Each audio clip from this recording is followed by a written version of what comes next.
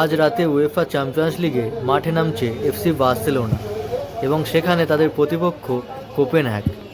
এই ম্যাচটি বার্সার জন্য ডু আর ডাই ম্যাচ, কেননা বার্সেলোনা বর্তমানে লিগে রয়েছে উয়েফা চ্যাম্পিয়ন্স লিগে 9 নম্বর পজিশন।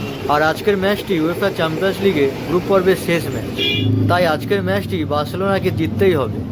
তারা যদি আজকের ম্যাচটা জিততে না পারে তাহলে তারা গ্রুপ পর্বে টপ 8-এর মধ্যে নিজেদের জায়গা পাকা করতে পারবেন। আর টপ 8-এর মধ্যে নিজেদের জায়গা তারা যদি পাকা না করতে পারে তাহলে তাদেরকে রাউন্ড অফ 16-এর ম্যাচ খেলতে হলে আর একটা প্লে অফের ম্যাচ খেলতে হবে, যেখানে উয়েফা চ্যাম্পিয়ন্স লিগের গ্রুপ পর্বের 9 নম্বর থেকে 24 নম্বর দল, 16টি দল একে অপরের বিরুদ্ধে ম্যাচ খেলবে এবং সেখান থেকে 8টি দল চলে যাবে সরাসরি রাউন্ড অফ 16-এ। তাই আজকের ম্যাচটি বার্সার জন্য খুবই গুরুত্বপূর্ণ একটি ম্যাচ।